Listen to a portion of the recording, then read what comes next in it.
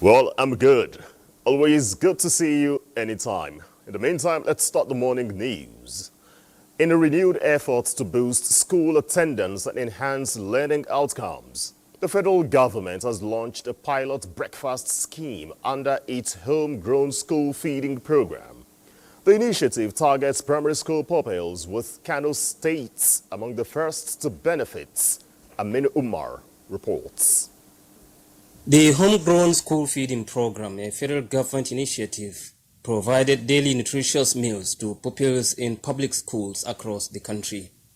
A strategy designed to enhance learning outcomes and boost school enrollment.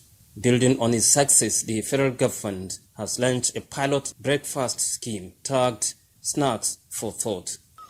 Evidence from across the world has shown that school feed is not only nutrition, but also enrollment, attendance, and cognitive performance. Even though it's a national program, but we are selling the ideas to developing partners, to state governors, to come and put together their private sector for the social, corporate social responsibility of their private sector. Governor Abba Kabir Yusuf, represented at the event, said the initiative aligns with Kano State's education policy and reaffirmed the government's commitment to ensuring its success. We will work closely with all stakeholders to ensure transparency, accountability, and sustainability to achieve the desired objective of the program.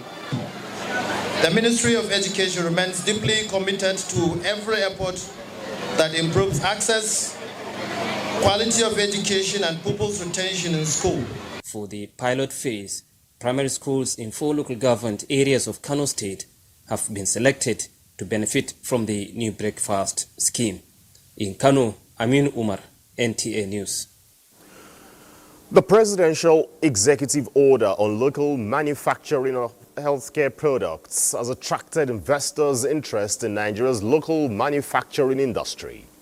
Coordinating Minister of Health and Social Welfare, Professor Muhammad Ali Pate, stated this during a visit to the corporate headquarters of Plus Life Diagnostics in Guangzhou, China.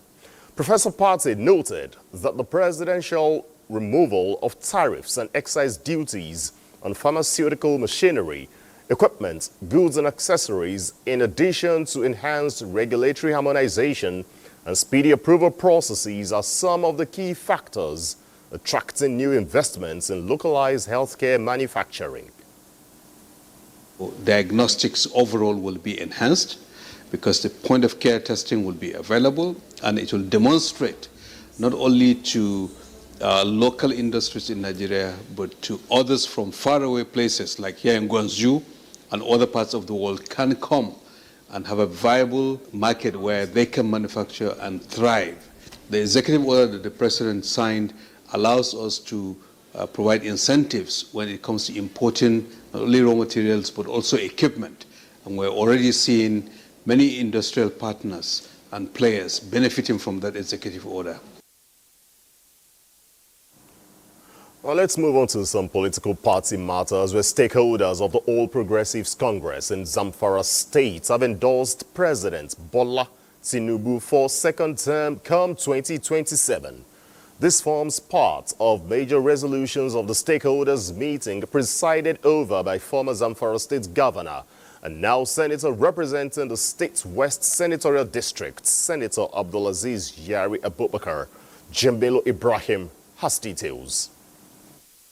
The All Progressives Congress stakeholders meeting in Zamfara State presided over by Senator Abdulaziz Yari Abubakar and held in Mafara, headquarters of the latter Mafara local government area. The of the party from the state, local government and the ward levels. Also in attendance are serving and former National Assembly members, former deputy governors and former local government councils chairmen elected on the APC platform, among other party faithfuls in the state. Passing the vote of confidence on the President Bola Ahmed Tinubu's administration and the subsequent unanimous endorsement of his re-election come 2027 topped the agenda of the meeting. The National Assembly member representing Zamfara North Senatorial District, Senator Sahabi Alhaji moved the motion to that effect and was seconded by the member representing Bungudu Maru Federal Constituency, Abdul Malik Zubairu.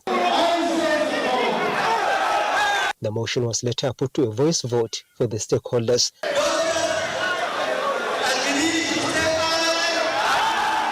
Senator Yari and some other APC stalwarts who spoke at the event said the decision to endorse President Tinubu for a second term is born out of the successes recorded by his administration within the past 2 years, which have restored the confidence of many Nigerians in the political leadership of the country. So the way Bola Ahmed Tinubu put policy in place, put to come down, that is how we are, inshallah, give him the support to put the policy in place where fertilizer will become affordable for the farmers next season, inshallah. The APC leaders also emphasized the importance of unity among the party faithfuls, and they want them against any form of divisive tendencies ahead of the 2027 general election to avoid reoccurrence of the 2019 bitter experience. Meanwhile, the former Zamfara State Governor and now Minister of State for Defense Bello Muhammad Matawalli, who is currently in Saudi Arabia for Lisa Hajj, also joined the meeting virtually.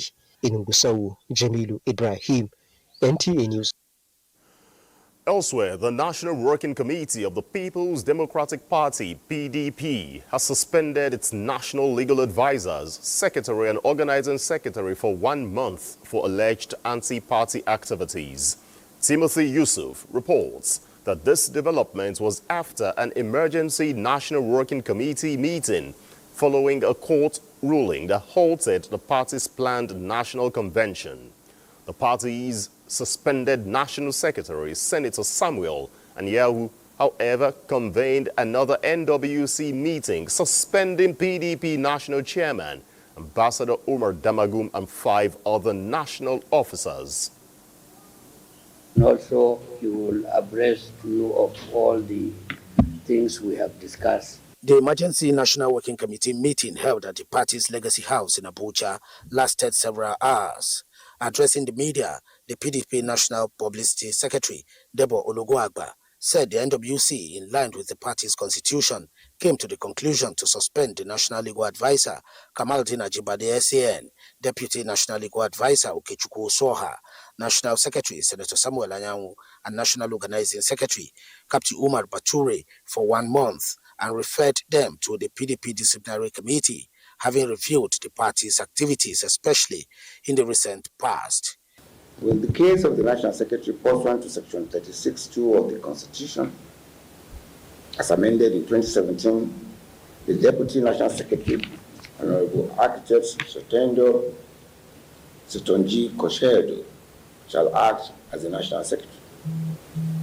And in the case of the Legal Advisor, the National Legal Advisor, and the Deputy Legal Advisor, the National Director of Legal Services has been empowered and directed to oversee the activity of the department during the period of suspension.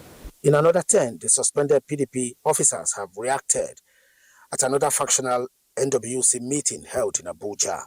After an emergency meeting, we decided as a party to suspend Ambassador Elia Umadamagu, the national chairman of the party, for incompetence, misappropriation of party funds, and disobedience, flagrant disobedience of court judgments.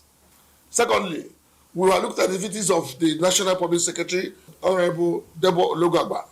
For us to have sanity in the party, we must give him that suspension. Thirdly, we have looked at Ambassador Arakwaja, who also has joined as the Deputy National Chairman South, who is supposed to have advised the National Chairman, connived in such anti-party activities. The factional NWC members announced that the National Vice Chairman North Central, Mohammed Abdul Rahman, take over the affairs of the party as acting National Chairman. Timothy Yusuf, NTA News.